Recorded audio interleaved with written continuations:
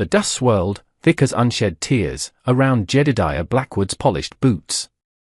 He stood on a makeshift platform, a rough crate before the assembled townsfolk of Redemption, a terrified Navajo girl beside him, her wrists bound with rawhide. Her eyes, wide and dark as a desert night, darted like trapped finches, never resting, absorbing every detail with a desperate, silent intensity. She was barely a woman, her silence a shroud heavier than any blanket, a stillness born of horrors unspoken.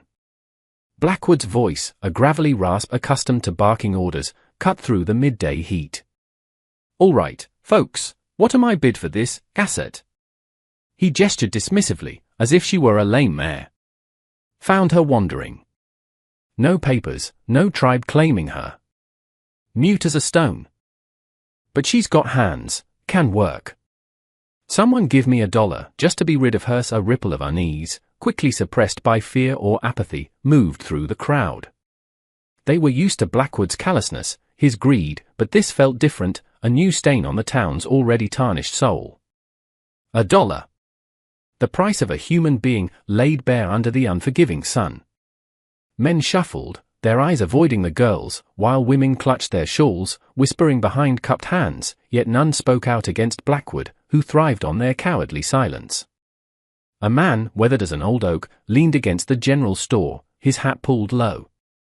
Silas. He'd seen too much of the world's ugliness, carried its weight in the lines around his eyes. He watched, his stillness a stark contrast to the girl's trembling. He saw not an asset, but a reflection of a pain he knew intimately, the pain of the helpless. For a fleeting, terrible moment, the ghost of his lost daughter flickered in the girl's fragile form. Blackwood smirked. "Come now, don't be shy. $1? Surely one of you needs a new scullery maid? Or perhaps something quieter for the long nights?" His insinuation hung venomously. The girl flinched. Silas felt a cold rage stir, a spectre he thought long buried after the fire, after Sarah and little Tim, but some graves refused to stay closed. He pushed himself off the wall, his movement economical. Each step towards the platform was heavy. The crowd parted. He stopped before Blackwood, his gaze, when he finally lifted his head, like chips of winter ice. $1, Silas said, his voice quiet, yet it carried over the sudden hush. Blackwood blinked, surprised, then a greasy smile spread. Well. Silas. The hermit of Shadow Creek. Didn't figure you for this kind of acquisition, he chuckled, a dry, grating sound. Sold. To the quiet man for $1 silver. He shoved the girl forward. She stumbled. Silas caught her arm gently, his touch steady. He pressed the coin into Blackwood's palm, the metal cold. He looked at Blackwood, a silent promise of reckoning in his eyes. Then, turning, he led the girl away, his hand lightly on her arm, guiding her through the whispering, staring townsfolk. Someone muttered, "What's he gonna do with her?" Another, "He's taken her to the preacher's house." Indeed, Silas steered her towards the small, whitewashed church, the steeple a lonely finger pointing towards a distant heaven. The whispers followed, his marrying her.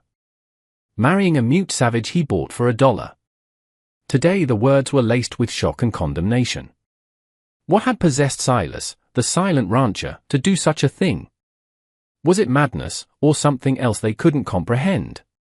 If you were standing in that dusty street, witnessing such a transaction, feeling the weight of that silent girl's fear, what thoughts would fill your mind? Would you see a monster in Silas, a savior, or simply a man driven by forces unseen? The preacher, Thaddeus, a nervous man with spectacles perched on his nose, had stammered through the briefest of ceremonies, his eyes darting between Silas's grim face and the girl's terrified, unblinking stare. The document he'd signed, witnessed by his flustered wife, Martha, offered a thin veneer of legality, a shield fragile as old glass, but perhaps, Silas prayed, strong enough to deter the wolves. Martha, whose kindness was a small, warm lamp in redemption, had pressed a bundle into the girl's hands, a worn but clean dress, a shawl, and bread. Her eyes held a flicker of understanding for the desperation in Silas's act. Now, at Silas's remote ranch, nestled in a valley shadowed by brooding mesas, the silence was different. It was the silence of isolation, of unspoken grief.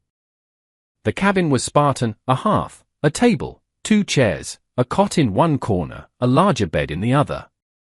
Silas gestured to the cot. "That's yours," he said, his voice raspy. He didn't call her a wife, the word felt like a profanity. He had named her Ilara on the preacher's document, Vodstar in a language his mother spoke, a faint memory before the world turned to ash. Ilara, for the light he'd seen in her eyes, a light he was desperate to protect. She stood by the door, poised for flight, the bundle clutched like a shield. Her gaze swept the room, cataloguing every shadow, every escape. He saw the fear in her taut shoulders.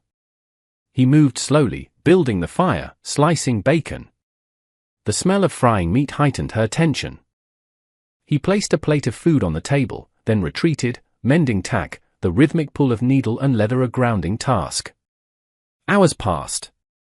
She hadn't moved. He sighed. "You need to eat," he set the plate on the floor near her, then retreated. More silence. Then, a tiny rustle. He heard faint chewing. A small victory. That night, sleep eluded him. His mind replayed the day, Blackwood's sneer, Ilara's terror. Then, unbidden, smoke, flames, a woman's scream, a child's cry abruptly silenced. He closed his eyes, a muscle working in his jaw. He had failed Sarah, his Tim. The fire had taken them, and part of him. But looking at Ilara, he felt an ember of purpose. He would not fail again. This silent star, he would protect her. The marriage was a desperate lie. But the vow he'd made to himself was real.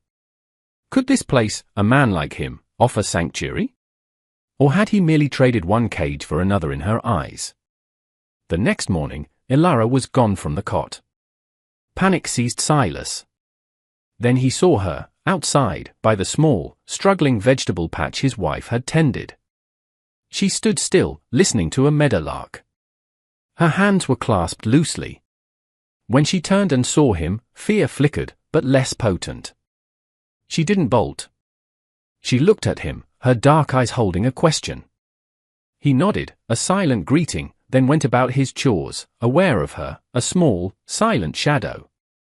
Later, he found she had eaten the bread Martha gave her. A small sign. He clung to it. The town would buzz. Silas, the widower, buying and marrying an Indian girl. Let them. Their judgment was distant noise. What mattered was the silent girl and the promise to his ghosts. Days bled into weeks under the vast, indifferent sky. Ilara remained a silent enigma, but her fear softened, smoothed by the quiet rhythm of the ranch and Silas's unobtrusive care. She no longer flinched when he entered, her eyes holding less terror, more a profound sadness. Unasked, she began to help with small chores, collecting eggs, sweeping the cabin. She had an affinity for the struggling garden, coaxing green shoots from parched earth with a patient Silas found humbling. He'd often see her there, her small hands tending plants, a figure of quiet diligence. She communicated through gestures, through the expressive depth of her eyes, a nod, a tilt of her head, a fleeting shadow of a smile. Silas, in turn, spoke little, but his actions conveyed reassurance. He left food, mended her worn shoes, kept the woodpile stocked. He never pressed her, offering silent companionship. One evening, a storm gathered, wind howling like a hungry wolf. Silas sat by the fire, oiling his rifle. Ilara huddled on her cot, watching the flames. The storm mirrored Silas's inner tempest. He found himself speaking, voice low, more to the fire than to her. "The raiders, they came at dawn," he began, words rusty. "Utes," they said, "wolves in men's skin. They wanted horses, supplies." I tried. His hand stilled. He saw it again, smoke, Sarah's fear, Tim hiding.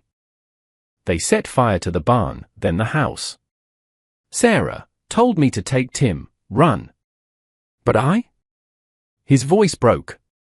"I thought I could fight them." He looked at his hands, strong hands that had failed. They dragged her out. Tim, he ran to her. He couldn't go on. Silence, but for his harsh breathing and the wind. A touch on his arm, light as a leaf. Ilara stood beside him, her dark eyes filled with an impossible understanding, a shared sorrow. Her small hand rested on his forearm, a silent comfort.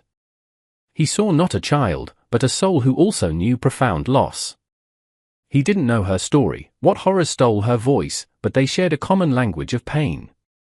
This fragile piece shattered days later. Silas rode to Redemption for supplies, an unease gnawing at him. Leaving the store, a shadow fell. Jedediah Blackwood, flanked by 2 thugs. Blackwood's reptilian eyes raked Silas. "Well, Silas," he sneered. "Heard you set up house with my little runaway. Playing husband?" Silas's hand moved to his Colt. "She's not yours, Blackwood," Blackwood chuckled. "Everything on my land is mine if I say so. And that mute, she knows something. Where her people stashed valuables before he scattered, his eyes narrowed. She was with Navajos who had a run-in with my associates. Looking for an old silver mine. She's the only one who got away." Silas's blood ran cold. Blackwood believed Ilara was a key to treasure. "She doesn't speak. Oh, I have ways of making people talk," Blackwood said, his smile predatory. "I'll be by your place in a few days to collect my property. Have her ready. Or things get unpleasant." He tipped his hat mockingly. Silas stood frozen. The threat was clear. Blackwood was dangerous. Ilara was in his path. The sanctuary felt fragile. He had to protect her. He would not let the past repeat. This time, he would not be too slow. The air at Shadow Creek grew thick with unspoken dread. Silas moved with grim intensity, fortifying the cabin, checking his rifle and Colt, stockpiling ammunition. Ilara watched, her eyes wide, knowing. She had seen the shift in him, the hardening of his jaw, his gaze constantly scanning the horizon. She understood the fragile piece was about to shatter. She did not flee. Instead, a new resolve settled in her. She anticipated Silas's needs: water, a steady fire, her small presence a quiet counterpoint to his coiled tension. She took to sitting by the window, a silent sentinel. Silas had tried to explain, "Blackwood.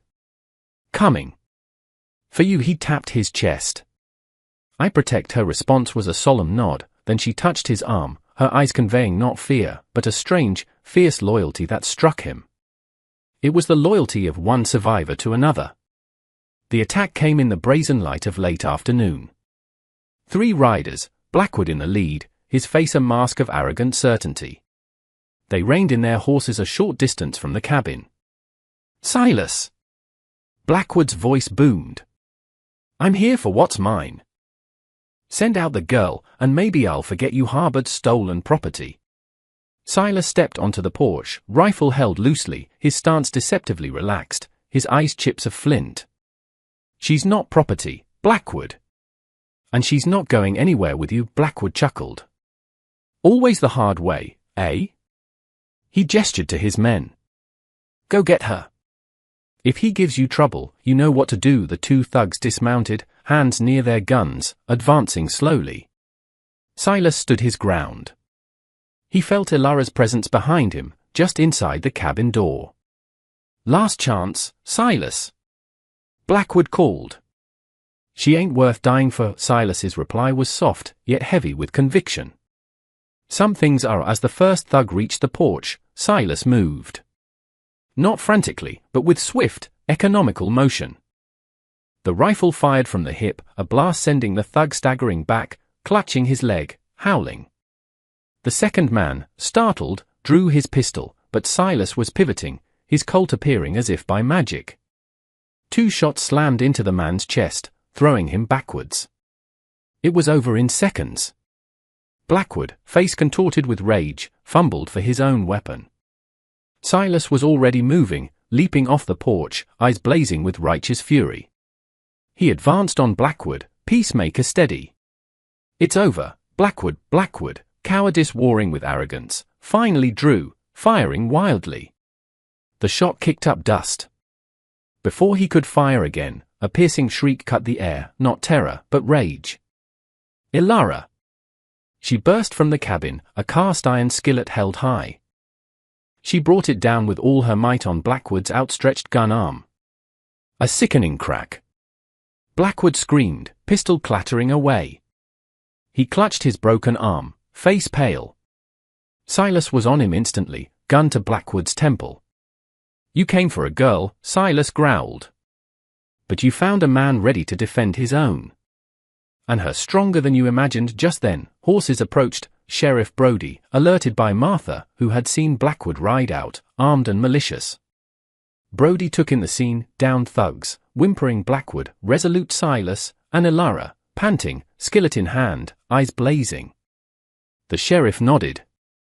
"Looks like you handled this, Silas. Seems redemption owes you its thanks." He and his deputy took the wounded and Blackwood into custody. As they rode away, Ilara slowly lowered the skillet. Her chest heaved. She looked at Silas, a tremor running through her. And then, she spoke. Her voice raspy, hesitant, but the words clear. "He hurt my people," 3 words. The first he had heard her utter. A testament to her pain, her resilience, her courage. The silence that descended upon Shadow Creek after Sheriff Brody departed was profound, yet different. Not fear or grief, but the quiet hum of aftermath. Ilara stood before Silas, the skillet at her feet, her chest still rising and falling. "He hurt my people," she had said.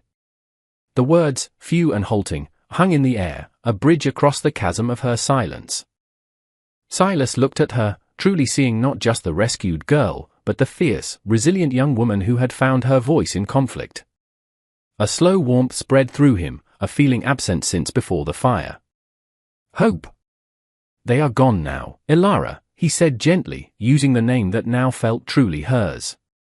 "Blackwood won't hurt anyone again," she nodded, her dark, luminous eyes searching his. A question there, a vulnerability. What now? He knew their journey together was entering a new chapter. The sham marriage, a shield of desperation, had forged a genuine bond. He knelt, eye level with hers. "You are safe here, Ilara," he said earnestly. "For as long as you want. This is your home too, if you choose it." A single tear traced a path down her dusty cheek, then another. Not sorrow or fear, but release. She reached a hesitant hand, touched his weathered cheek, fingers light as a moth's wing. Then, another word, softer, a question and statement, "Silas." He covered her hand with his. "I'm here, Ilara." News of Shadow Creek spread through redemption. Shock and condemnation turned to grudging respect, then admiration. They saw Blackwood's evil and Silas's stand. They heard of the girl's bravery, her first words. Sheriff Brody ensured the town understood Silas acted from protective honor, not madness. The cowardly crowd found its voice, condemning Blackwood, offering quiet support. Martha, the preacher's wife, became a frequent visitor, bringing provisions and gentle conversation, patiently encouraging Ilara. Slowly, Ilara spoke more, telling of her village, the attack, her escape, the terror that stole her voice. With each word, trauma fell away, like dead leaves revealing new growth. She began to smile, shyly at first, then brighter, transforming her face. She learned to laugh, a sound Silas found precious. Silas, too, healed. His ghost still whispered, but fainter now, overlaid by Ilara's recovering speech, their shared warmth. The ranch, once a monument to grief, felt like home. He taught Ilara to read and write. She shared the quiet wisdom of her people, their connection to the land. Their marriage evolved into deep companionship, a partnership of souls finding solace in each other. Respect transcended any document. Whether it would blossom, time would tell. For now, they were 2 survivors, tending a fragile garden of new beginnings. Silas sought to save a life and saved his own. His redemption was not public absolution, but quiet mending, reflected in Ilara's returning light and his own newfound peace. Their story became a quiet legend in redemption, a parable of courage, compassion, and the human spirit's power to heal. And so, we leave them, Silas and Ilara, their futures uncertain but no longer bleak. What do you believe is the truest form of redemption? Is it found in grand gestures, or in the quiet, everyday acts of kindness and protection? Consider their journey, and ask yourself, where does true strength lie, in dominance, or the courage to defend the vulnerable? Ponder this. And if their story has moved you, be sure to look for more tales of courage and redemption, and perhaps share this one with someone who needs to hear it.